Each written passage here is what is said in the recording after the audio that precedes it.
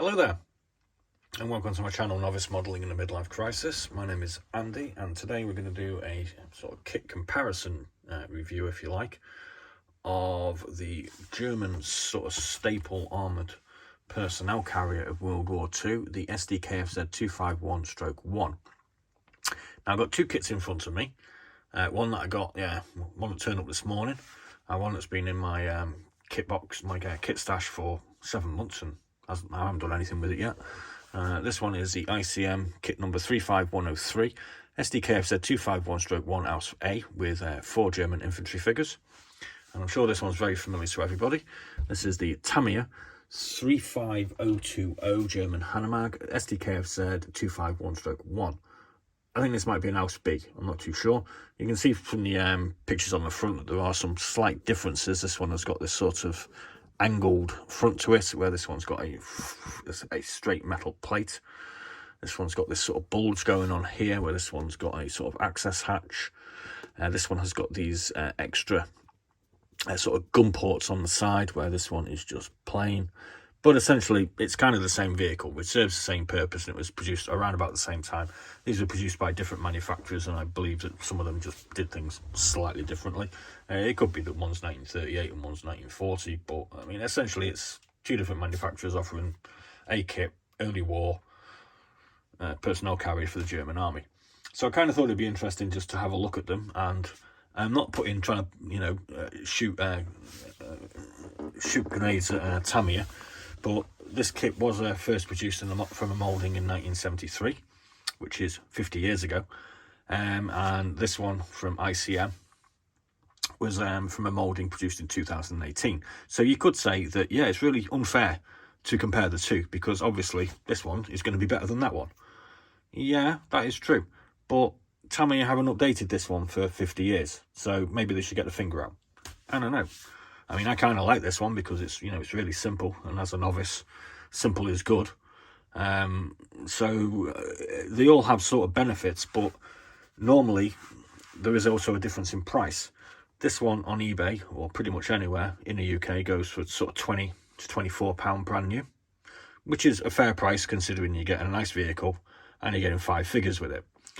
The ICM kit normally, well, I got this off Amazon, and it is available on eBay for a similar price for £23.88.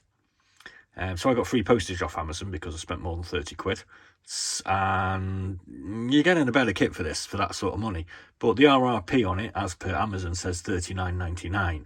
So that's a big sort of jump in price from the sort of 20 to 24 for this to 40 for that.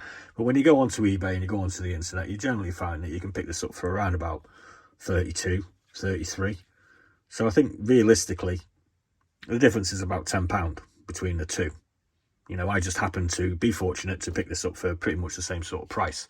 Incidentally, they are available on Amazon and eBay at this price that I paid still. The only difference is you can get free delivery on Amazon, and it's £3.55 I think for delivery on eBay.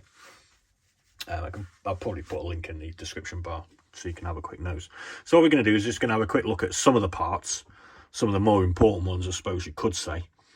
And I'm just going to flick them in front of the camera, and you can make your own judgment. Like I say, I'm not trying to do the dirty on Tamiya. I've got loads of Tamiya kits, and I think they're great. But I think higher up they need to start thinking about, sort of renewing some of their kits. Otherwise, these guys from Ukraine, they're gonna blow them into the water at the end of the day. And these guys have been fulfilling hobby, kit builders' hobbies for tens of decades, and these guys are just potentially they're going to sort of take the food out of the mouth of Tamiya at some point, I think.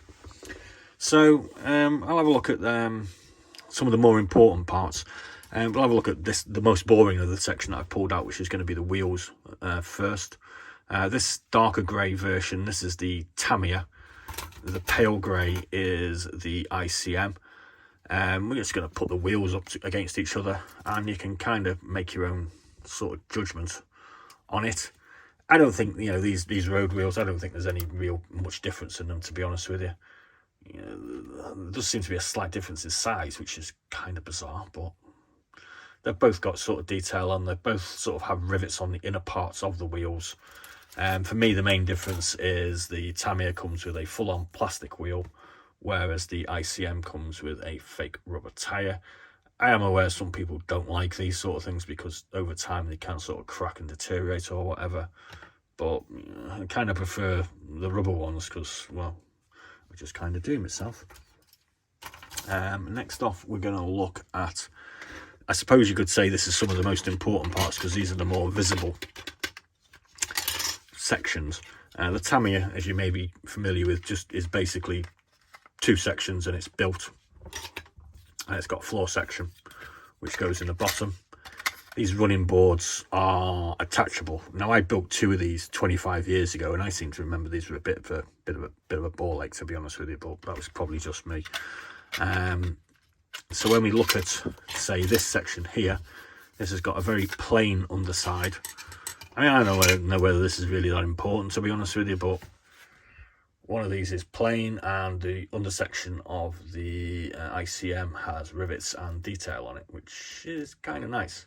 Obviously, this is more complicated, so there's more parts in this as well, but that's one immediate observation. The side panels for both, I mean, they generally get sort of covered with these storage boxes and all this sort of tools and what have you. And the side panels on the ICM are pretty plain, like this one. But obviously, you have to affix them. This is the sort of baseboard, if you like, for the ICM. And as we can see, these boards, these running boards, or whatever you want to call them, are already attached. And you have quite a bit of nice detail on the floor. You can actually see there's got some access panels and things highlighted here as well, which is, you know, who cares, but it's kind of a nice touch. You've got this sort of heavy grating on it as well. I'm not really too sure what that's all about. And you've got sort of grating on the rest of it. The Tamiya is pretty similar. Again, it's got grating. We've got an access hatch here. We've got these stud marks for where the seats go. And we've got these raised parts for where the seats. So, you know, that's better. You know, I mean, it's got more detail on it, but it's 45 years newer. So, what do you expect, I suppose? We've got the 2 dashboard consoles in front of us now. Again, ICM and Tamiya. I mean, this really isn't that important because you can't really sort of see it.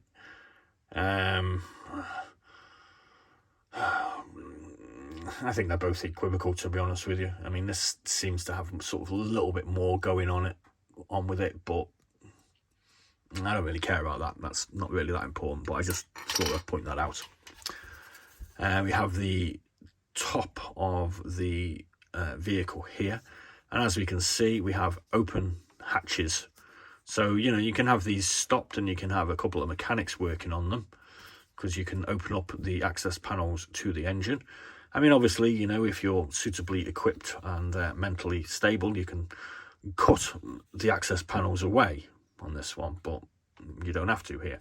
We also have a sort of air ventilation duct here, which we don't have on this one, but again, these are slightly different variants, so, you know, we can't say that everything's going to be the same on all of them. So, I mean, again, but that just looks nicer, in my opinion, and the extra doors could prove fiddly, I suppose, to put them on, but kind of cool. Looking from the side, we can see this one has these sorts of bulges where these access panels are, so I'm not quite sure what that's all about. This one also has, this being the ICM, these extra sorts of ports here for sticking a machine gun out of. Again, I think this is more down to this. I think this is a B. I think, and this one's obviously an A. So I think it's just down to slight variations on slightly different models. This one has more obvious rivets on it. This one seems to be kind of plain from the rivets sort of thing. So this is possibly welded as opposed to riveted. I do know some of them were welded and some of them were riveted, but you think the welded one would turn up later and therefore it wouldn't be a Ausf. So I don't know whether historical accuracy's kind of gone out the window there. I'm not quite sure. The mounting points for the machine gun seems to be sort of better represented, and we've got these extra 2 sort of sticky out bits here, which don't know what they do. There does seem to be a little bit more detail going on the sides with these sort of little bits and bobs going on. But again, that might just be a variation in the production models. Moving on to the tracks. Let's just get one. This is the Tamiya track. Again, 45 years old against 5 years old. It's not a fair comparison, but they're offering that and these are offering that. And in my opinion, how these tracks from the ICM are way better. I mean, look at the chunkiness of those. They look really good. They feel nicer as well. Obviously, these have a sort of plasticky feel to them. These really do feel quite rubbery.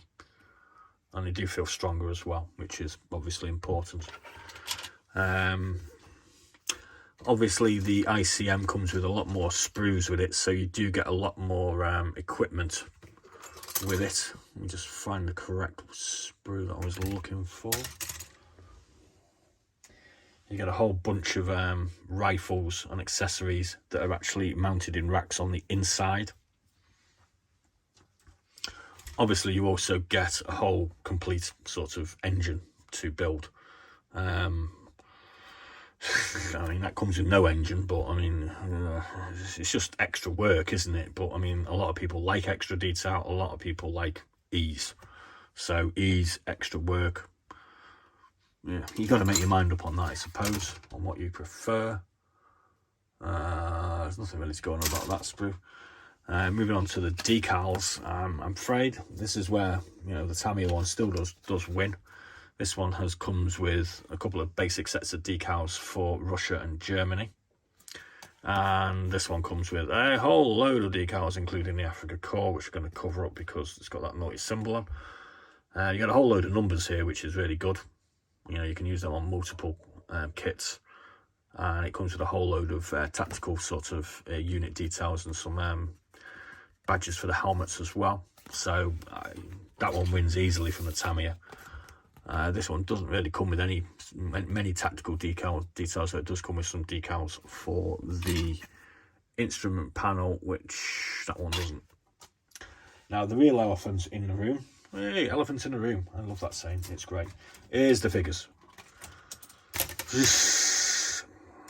Now, I can wax lyrical about sort of mini art and ICM and some of the other modern figures. And I've never even built any, so I wouldn't even know how they go together or how well they look when they're painted. But the ICM figures are pretty damn good. There's a lot of detail. We've got a really sort of clear expressions on the faces, all different, and they are better, obviously, than these things, which from 1973 kind of resemble toy soldiers by comparison. I think this is where this kit really does fall down, to be honest with you.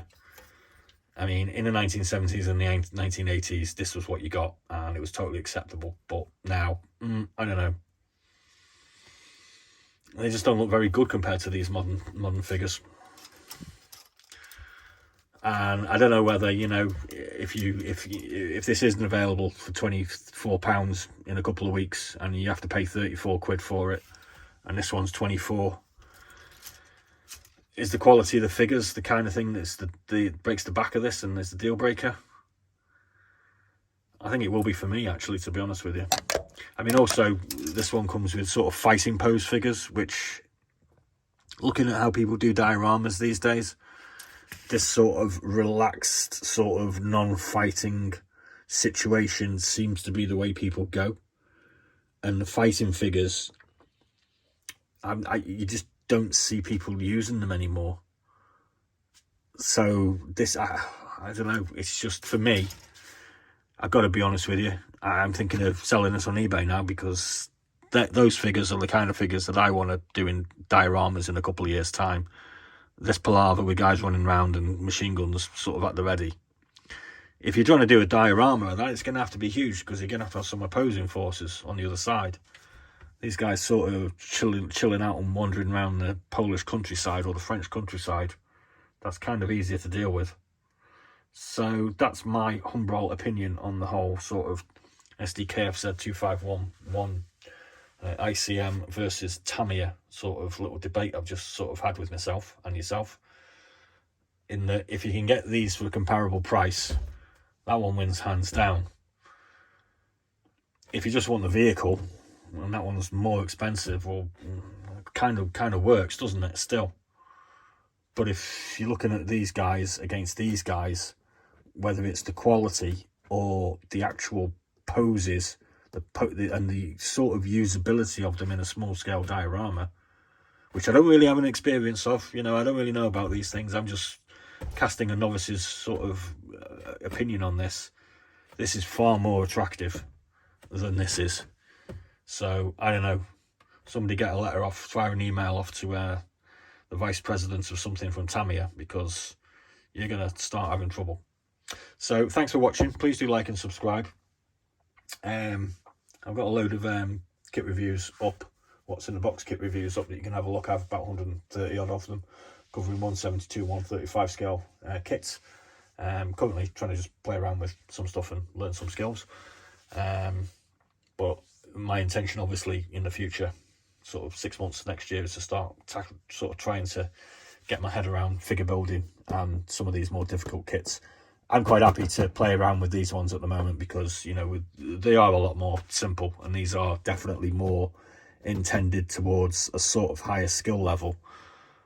But when you look at the quality of the instructions that come with these things and the level of detail, you know, you've got 97 windows on this particular kit. There shouldn't be that much of a problem. Anyway, I'll leave you, and I'm going to go away and finish my bottle of wine. Be seeing you.